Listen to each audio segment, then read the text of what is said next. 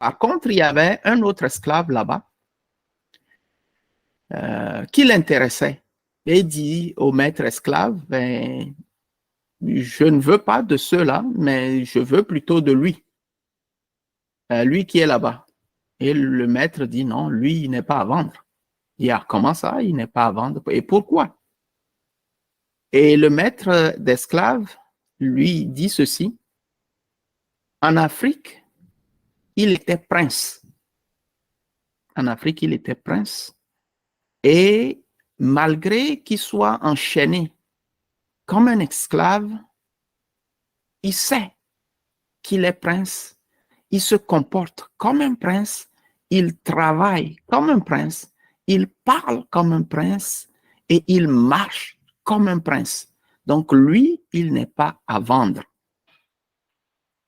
Okay? Au-delà de l'aspect dramatique de cette histoire, nous devons retenir une chose, c'est l'identité, l'impact de l'identité sur une personne donnée. Ce n'est pas l'identité externe seulement, mais c'est l'identité que vous et moi, nous acceptons de nous coller. L'identité que nous acceptons ou bien à laquelle nous acceptons de nous soumettre ou de nous conformer, c'est ça qui fait toute la différence. L'esclave en question savait que dans son pays, il était prince et que, en tant que prince, il devait se comporter d'une certaine façon. Il devait marcher d'une certaine façon, il devait manger d'une certaine façon, parler d'une certaine façon, travailler d'une certaine façon, ce qui fait que malgré la condition d'infériorité qui lui a été imposée, cette identité lui est collée à la peau et il s'y conformait jusqu'à ce que son maître lui-même, son maître, a reconnu que lui, ce n'est pas le genre d'esclave qu'on peut vendre. On peut vendre les autres qui avaient peut-être perdu leur identité ou qui ne la connaissaient tout simplement pas.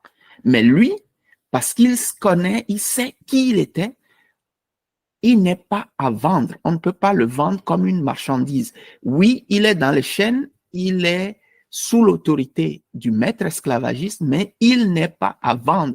Pourquoi? Parce que il connaissait qui il était.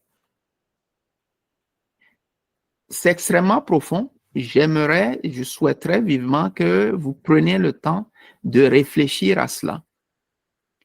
Parce que cela peut tout changer dans votre vie, cela peut tout changer dans ma vie, dans notre vie ou dans nos vies. Savoir qui nous sommes réellement. Ça fait toute la différence. C'est pour ça que vous allez voir qu'il y a certaines personnes, lorsqu'ils entrent dans une salle, l'atmosphère change.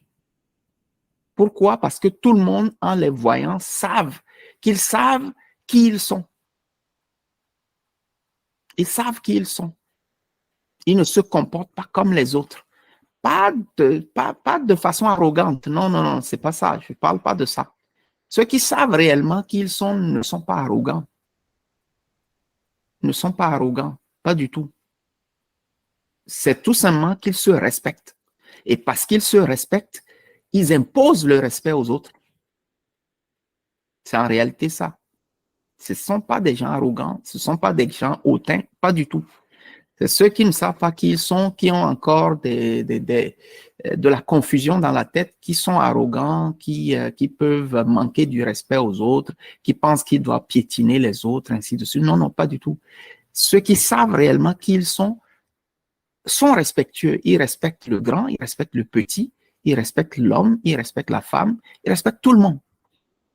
C'est pas parce que tu es riche qui va te respecter et ce n'est pas parce que tu es pauvre qui va te manquer du respect. Pas du tout. Celui qui sait réellement qui il est, il se respecte et il impose ce respect-là à tout le monde.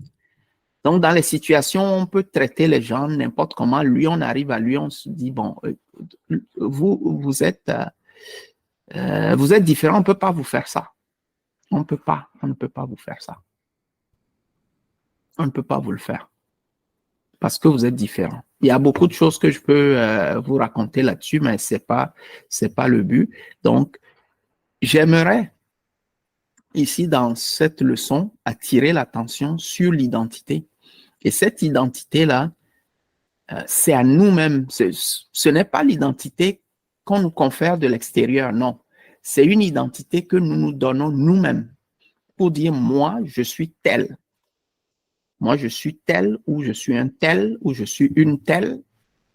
Et je me respecte par rapport à cette identité-là. Et tout découle de là. Tout découle de là.